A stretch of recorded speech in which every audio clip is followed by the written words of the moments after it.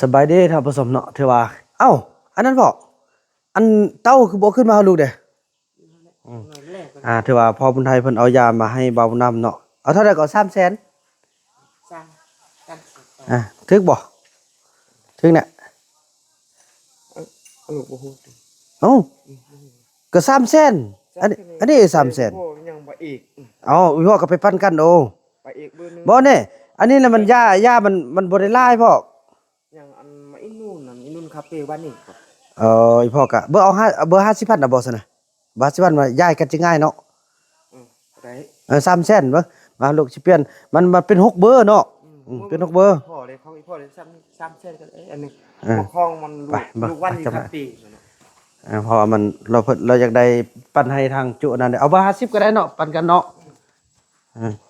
โอ้หลายเด้มาเป่าเดียวซะมาสิเอาอันนั้น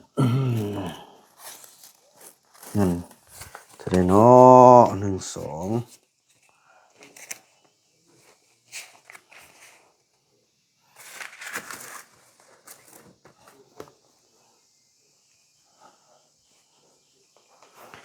เบอร์50นี่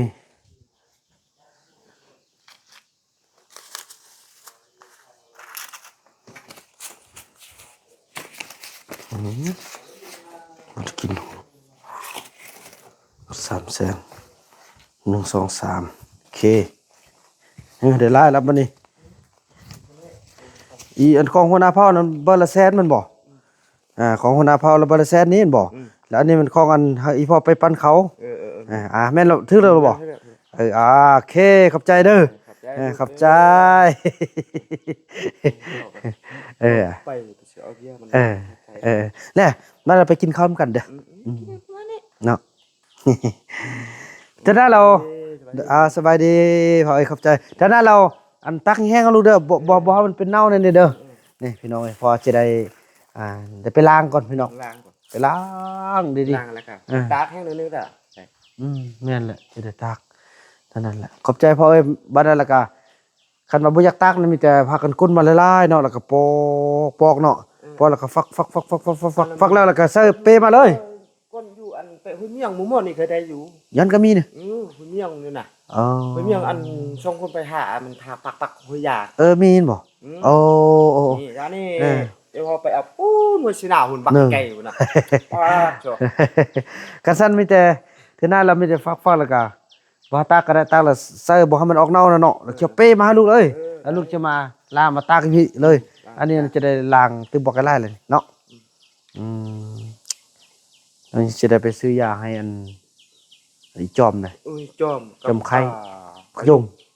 แต่บัดนี้ลูกพอไปน้ำเจ็บขาบ่ฮอดเท่านั้นย่างมาว่ามาอีเสียกยาติดมีทาหมดที่เฮือนมีเลยมีคือยาอันยาก็เหาะแห่งพอทาติดด้วยเป็นจะเหาะบอกบ่เป็นแหละเลยเอ็งว่านี่ก็เป็นไข้เดียวทามแล้วลมกันตะวันนี้ก็ให้ในเนาะแม่นน่ะอีมุกก็แฮไข้อยากกินคือบ่กินเดี๋ยวนี้มุกก็ไข้อยู่ป่าพุ่นแสดงว่าอยู่ฮู้สินาพุ่นไปพุ่นน่ะไปฮู้ปอกพื้นอยู่น่ะ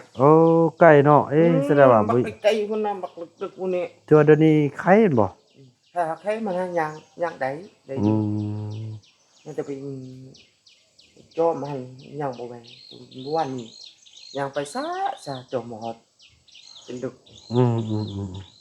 ลูกชายมันไปหัวยาบ่เกิดบ่ฮอดจนแล่น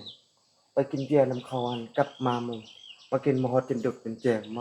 าคำน้อยมันนอนอยู่นี่ปักห้องบักดึกๆพุ่นมันยังบ่แม่นตัวสร้างที่มีแต่กกไม้กกสร้างเนาะ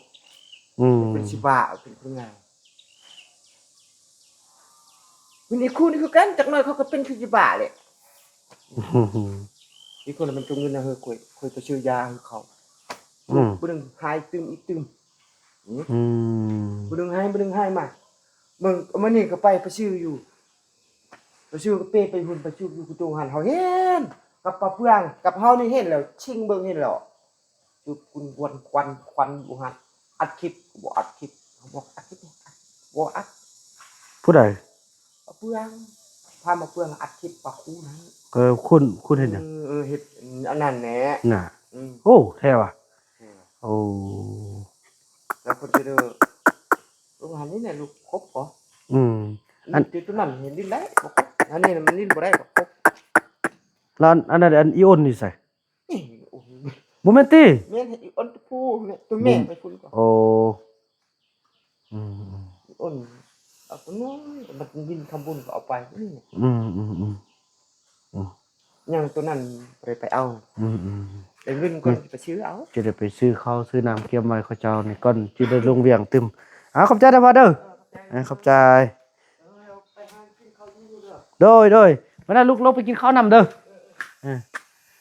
พี่น้อยสิ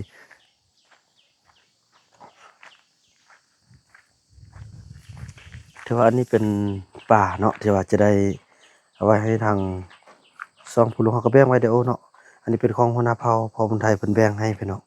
เป็นป่าที่เขาเจ้าห้ามมาเด้อบ่เอาแบ่งสิแบ่งให้เพิ่นตึก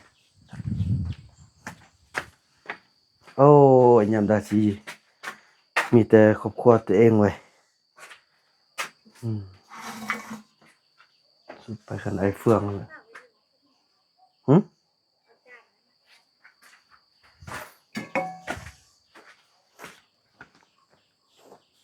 นี่ไว้ทางเฮาเลยกันไว้ซ่อมพอลูก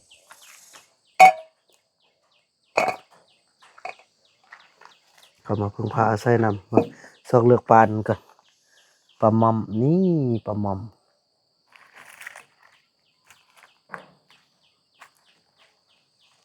นี่ปลาหม่อม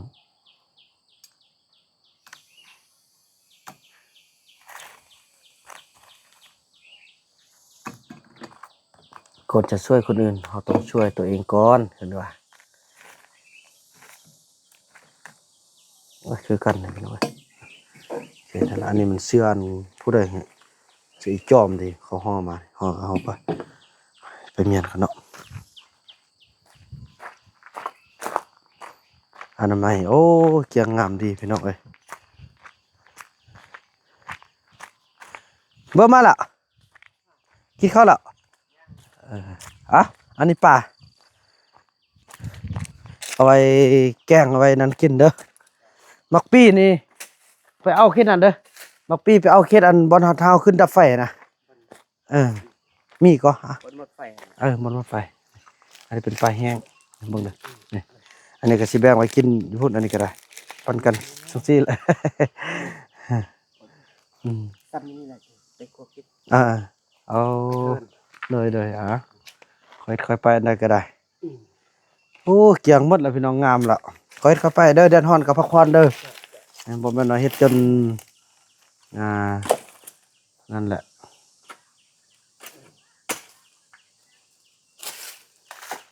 ฮะ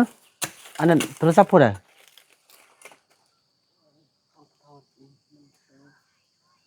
อ๋อเพิ่นเลี้ยงควายเลี้ยงควายเพิ่นพักผ่อนอันบักอ้ายน้อยอยู่เฮือนบ่จะได้เอากระแตบให้เพิ่นอันมันซะเป็นบ่ซะกระแตบน่ะเอากระแตบไปให้อันซื้อไว้แล้วแหละกระแตบ เวลาเพิ่นมันก็ได้กินย้อนเพิ่นโอ้หลายเทื่อแล้ว นี่ เวลาเพิ่น เฮ็ดนี่นู่บักหลายแต่มันบ่มีให้ใช้ซื่อแหละ อันให้บางวันตักอันขมตักเลยนะ ซักแล้ว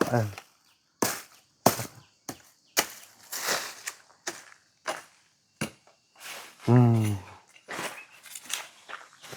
เถอะไปพี่น้องมาเบิ่งมาเบิ่งน้องเนี่ยสู้ขนาดเป็นน้องงามหมดแล้วเนี่ยบ่อันนั้นไปหมดละ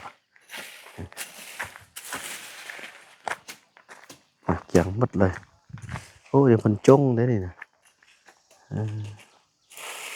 เกี่ยงหมดเลย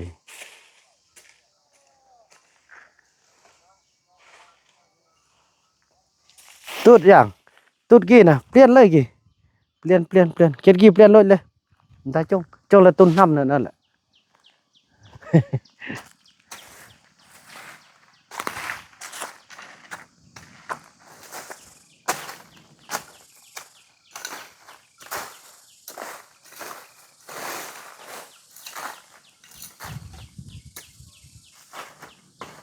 เนี่ยเอาอันนี้ขึ้นไปใส่เทิงมันก็ไปลักเอาคำหน่อยความประโยชน์